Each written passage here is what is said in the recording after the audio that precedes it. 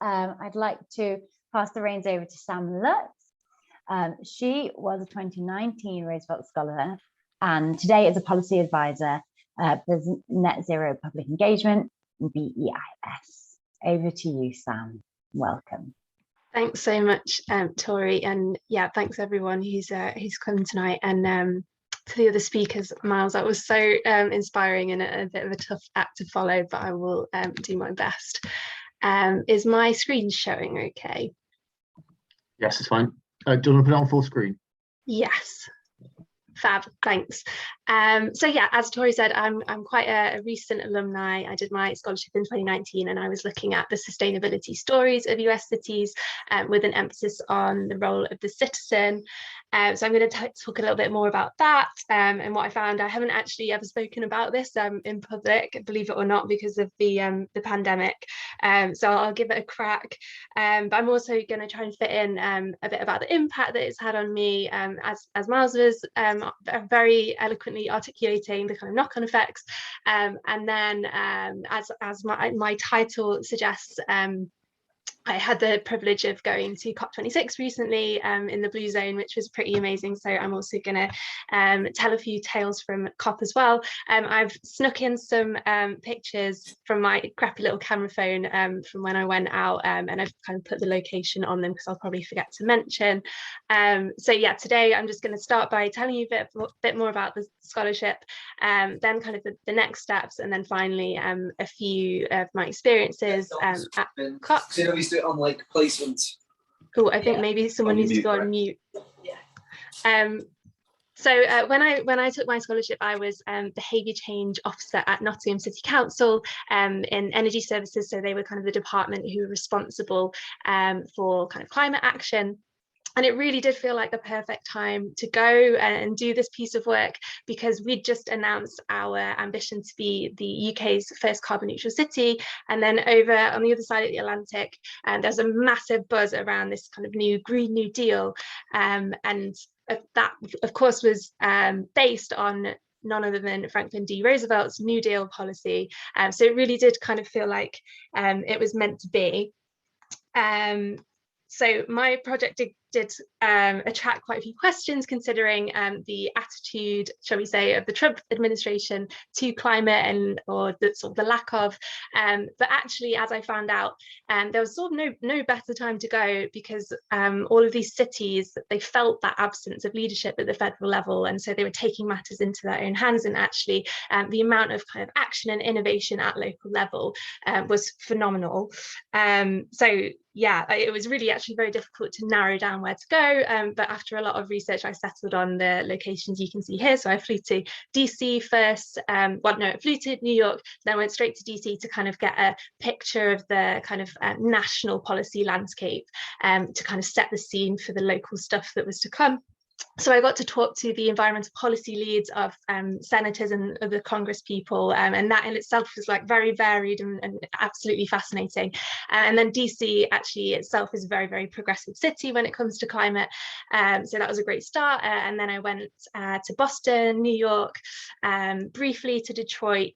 It's kind of a last minute stop. And then Chicago, Minneapolis / St. Paul, Seattle, Portland, San Francisco, and then I went to this amazing conference called Behavior, Energy and Climate Change, which I heard about. It alternates between Sacramento and DC, and I knew about it and never thought I'd be able to go, but I kind of wangled my way in, as you do when you have that kind of Roosevelt name to your belt. And then I went to LA where I met my now husband, fun fact, but that's another story.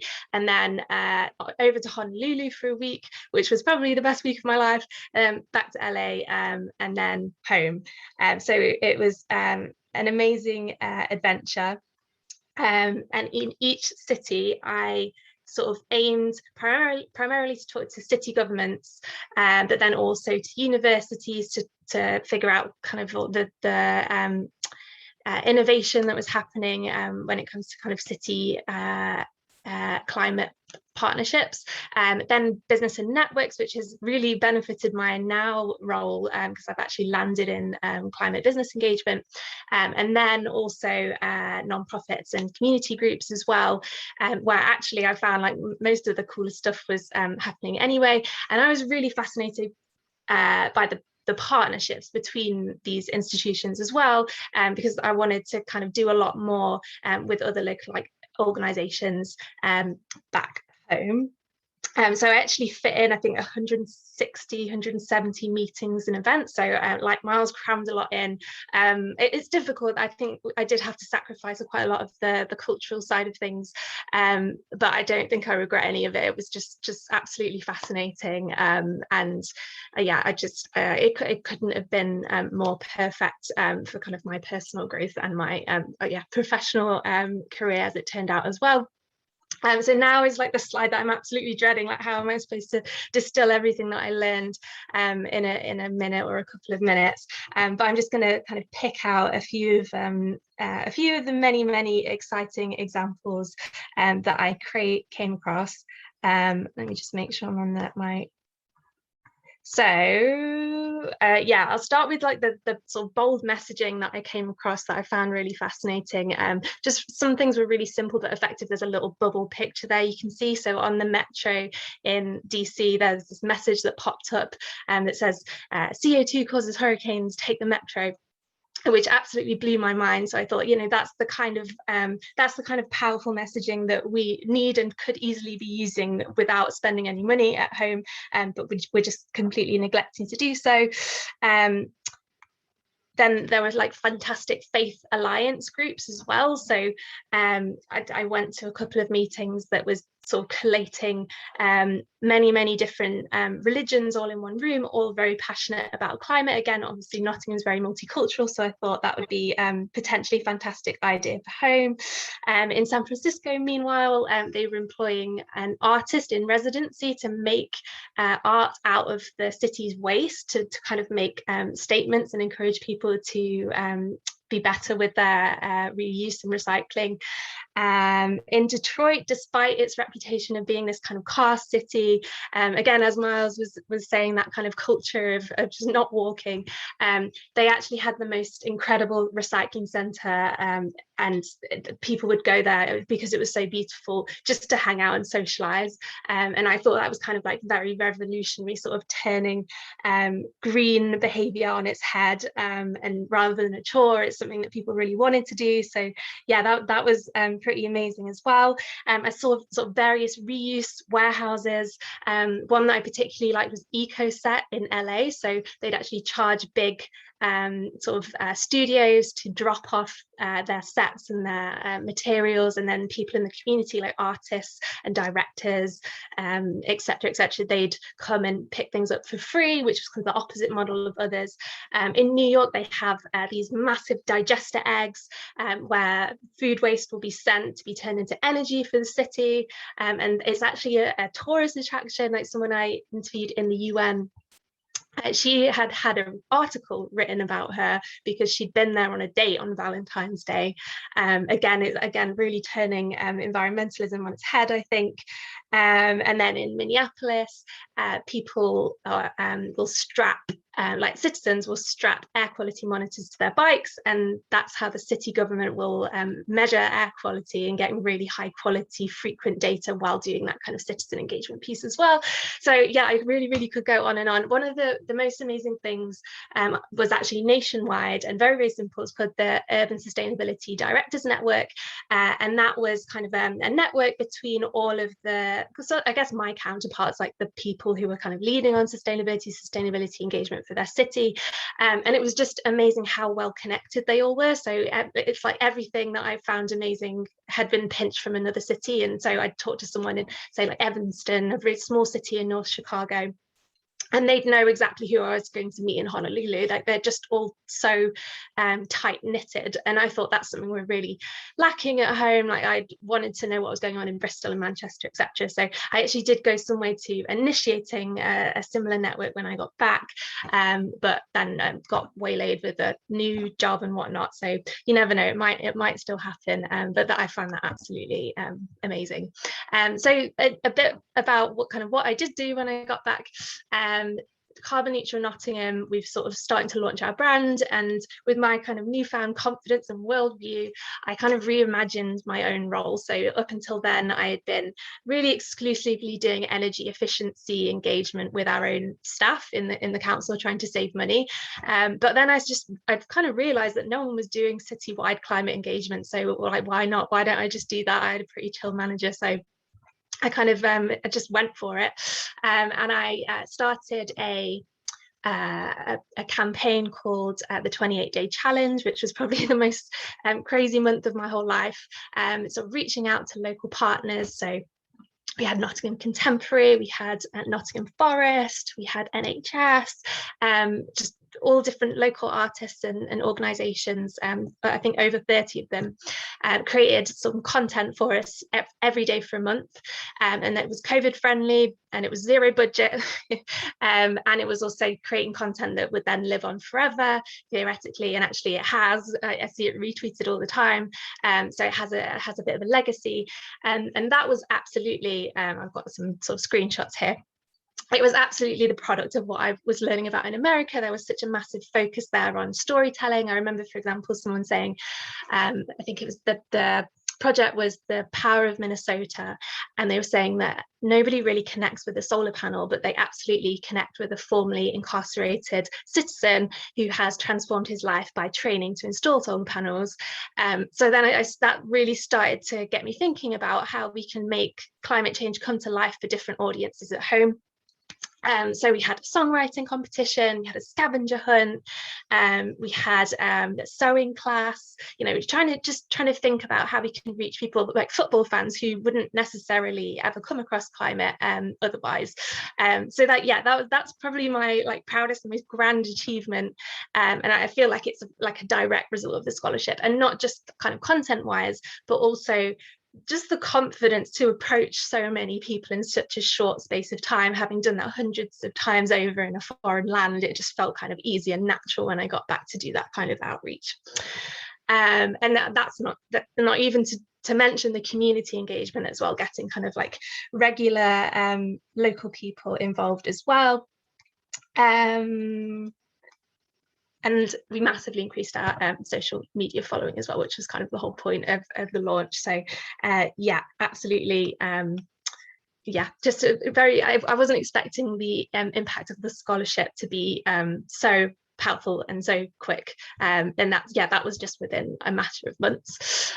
Another kind of avenue that it kind of showed up in, I applied to be in ED's 30 under 30 group for, I guess it's sustainability, the next generation of sustainability leaders. I'm reading off the screen now. And that's pretty competitive. I don't know if this audience probably isn't familiar with ED, but it's kind of the UK's like major sustainability news outlet, and I'd read their blogs every single day. It was where I got all my news from, and it felt like worlds away from me, like really, really cool and exciting. And basically my application was very short, 200 words, and it was just basically what I did in America, and I made the cut. So again, I feel like that's kind of a direct consequence of the scholarship, and that absolutely opened lots and lots of doors, and connected me with kind of the more corporate sustainability world as well, which again has really benefited my now role in the Department of Business, Energy and Industrial Strategy. So speaking of which, I got the job in UK government civil service this time last year. So I started January 2021. And quite quickly, I was kind of whisked away, and I was part of a team of two to work on a COP26 campaign. And I could talk about that for days as well, but just to keep it short, essentially we were trying to get as many small businesses in the UK to join the UN's Race to Zero. So that is the largest alliance of organisations all over the world committed to net zero emissions by 2050 at the latest. I actually did start a transatlantic working group as well with all my US contacts, so trying to help them to emulate what we were doing in the US. So that's starting to take off as well, which is really exciting. And of course, that's an obvious another direct consequence. But yeah, we went to COP having contributed 80% of global sign-ups, so obviously that's a big success, and I managed to wangle my way into the blue zone as well for 3 days as well. So I don't know how I'm doing on time, probably not very well. Oh, I think yeah, maybe 30 seconds to go, so I'll just briefly talk through my experience of the blue zone. Essentially, I was completely overwhelmed. I wanted to clone myself. I kind of naively thought, oh, I'll just, kind of casually go between the We Mean Business Pavilion and the UK Pavilion, which is where kind of my events were taking place. But there was just so much to see, and the quality of speakers were absolutely phenomenal. So in terms of what I was actually doing, there was a competition ceremony for small businesses that I was there to support. So that went really well. And I was also speaking on a roundtable. Nico Rosberg was like 2 from me. I didn't know who he was at the time, but I talked to my dad afterwards. And yeah, retrospectively, that's really exciting, I think. But yeah, generally, I was just kind of in absorb mode, which was a really nice place to be. I learned a lot about kind of climate messaging, which I'm naturally drawn to. There was lots of US talks on that, actually. And then lots about climate finance as well, which is increasingly important to my role, and which at the moment I don't know too much about. And then also health. I think someone said this is environmental COP26, but it's health COP1, which really stuck with me. And yeah, that is increasingly a very important part of the picture, I think. So yeah, I think I feel like I should have landed on a more poignant point, but I know we're tight on time, so I will leave it there and hand back to Tori. And if anyone has any questions, obviously I'm here at the end. Thank you, Sam. I'm sure Sorry. Yeah. I'm sure everyone is giving you a round of applause. And that was amazing. It is so awesome to see how the scholarship has supercharged your career already. And I'm sure that everyone would agree with me to say that if you could clone yourself, the world would be a much better place, because it's already a really great place with you in it and doing everything that you're doing. So thank you, Sam. Good job.